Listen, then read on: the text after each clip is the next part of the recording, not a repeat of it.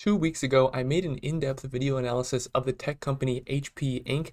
And in this video, I will be analyzing one of HP's competitors, which is Dell Technologies, ticker symbol DELL. I'll mostly just focus in this video on Dell, but I will give some exciting comparisons between Dell and HP towards the end of the video, so stay tuned for that. Dell splits their business into two basic segments. The first of these segments is the Infrastructure Solutions Group, and this segment helps customers with shifts to multi-cloud environments, machine learning, artificial intelligence, and data analytics. The main products of this segment are storage and server products, as well as virtualization software. So this segment provides about 36% of Dell's overall revenue.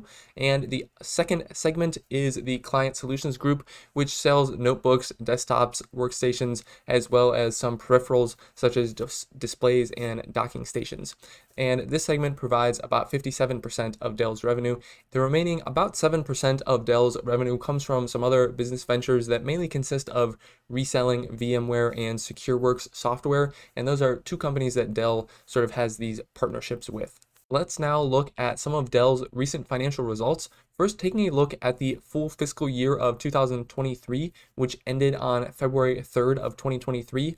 As a note, because of the weird way that Dell organizes their fiscal years, fiscal year 2023 actually had 53 weeks, while most other fiscal years like 2022 and 2021 had the standard 52 weeks. So keep that in mind, I guess, when looking at some year-over-year comparisons, because 2023 technically was a little bit longer in terms of the fiscal year. But anyway, revenue for the fiscal year 2023 was $102.3 billion, which was an increase of about 1% versus fiscal year 2022, and net income for the year was $2.4 billion, which was down 51% compared to fiscal 2022.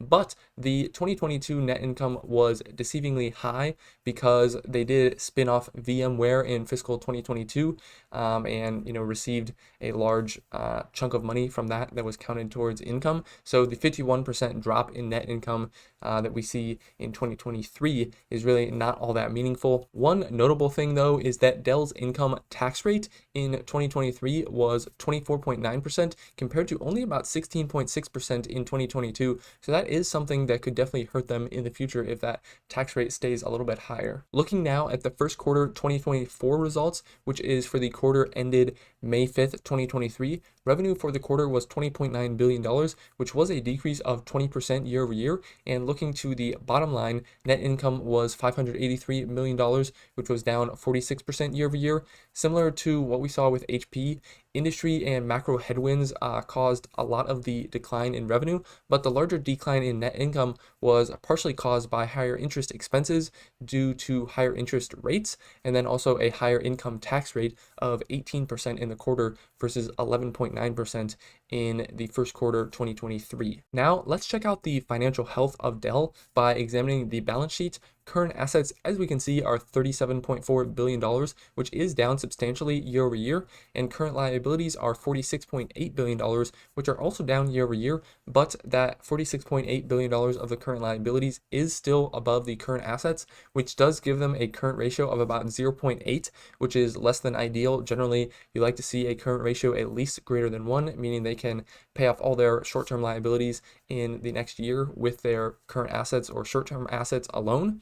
But again, not the biggest deal, but it's also not the best sign. And taking a look at debt as well, we can see short-term debt here is $5.5 billion and long-term debt is $23 billion. So when we add those together, we get total debt of $28.4 billion, which is really much higher than I would like to see. Generally speaking, I like to see debt that is less than 2 times the net income of the company, meaning that they could likely pay off all their debt within 2 years if they wanted to or needed to. So in the case of Dell, their net income has been in the range of $2.5 to $5 billion over the last few years. So even using the most optimistic number of $5 billion, their debt is still more than 5 times their net income. And that $5 billion of net income that we use is pretty optimistic, I would say, especially in the current market for their products. So the bottom line is that their debt is really far too high for my liking at this point in time. Now let's take a look at Dell's dividend metrics. We can see they have a solid yield of 2.74% and an excellent payout ratio of only 19%, which means they have a ton of room to grow the dividend safely. But we can see that Dell just started paying a dividend last year in 2022, and they only paid 3 dividends that year. So they really don't have any years of increasing dividends yet, or any sort of dividend growth rate to look at. Usually I like to look at the 5-year average dividend growth rate, but obviously we can't look at that number. They actually did raise the dividend in the second quarter of 2023, which is good to see, and that was a 12% raise.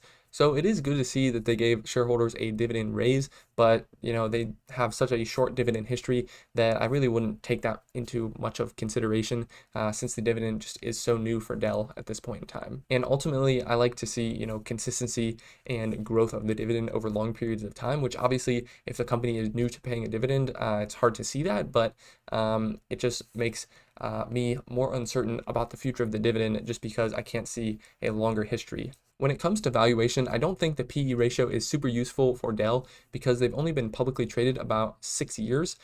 So in the early 2000s and before, they were actually publicly traded, but then Michael Dell took them private in 2013, and then they went public again in 2017. And the first year or two after they went public in 2017, they weren't even profitable. So over the past 5 or 6 years, we can see the average PE ratio has been about 6, and right now the PE ratio is about 20.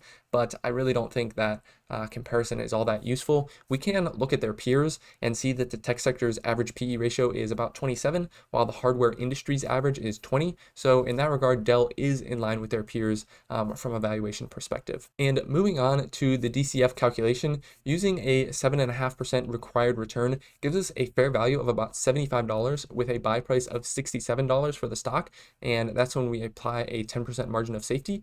This actually makes the company look pretty attractive right now, since the current price is around $50. But as I actually explained in my video on HP stock, it makes a lot more sense in the current macroeconomic environment to use something more like a 10% required rate of return. And when we run the DCF with those numbers, we get a fair value of around $40 with a buy price of around $36, which makes Dell stock look a lot less attractive and makes it actually look overvalued right now. Overall, Dell has a solid business, but one of the main things I'm quite hesitant about, like I mentioned in the video, is the debt, which is just much too high for my liking. Valuation wise, Dell does seem a bit expensive as well, in my opinion, but not all that much. I would definitely want to do a lot more in-depth research before deciding whether or not to buy the stock, because Dell is just a company I don't know as much about in depth.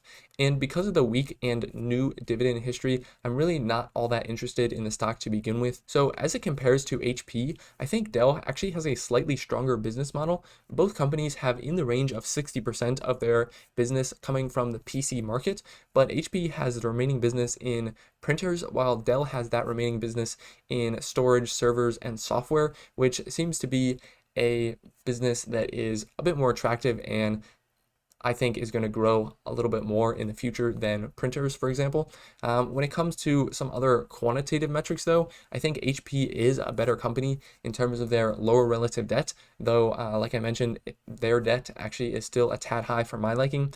They also, I think, have some more prudent cash management strategies recently in terms of suspending their share repurchases for the time being, and Dell has still been repurchasing shares as well, and I think HP has a bit of a more attractive valuation as well. There's certainly a lot more that could be compared more in depth between HP and Dell, but those are just some high-level items that I thought were interesting. If you have any questions, definitely let me know in the comments below, and I'd love to hear any of your thoughts on Dell stock and how you think it stacks up against HP. And if you didn't see that video I made on HP, definitely check that out as well. If you are new to the channel, make sure to subscribe so you don't miss out on any future videos, and I'll see you all in the next one.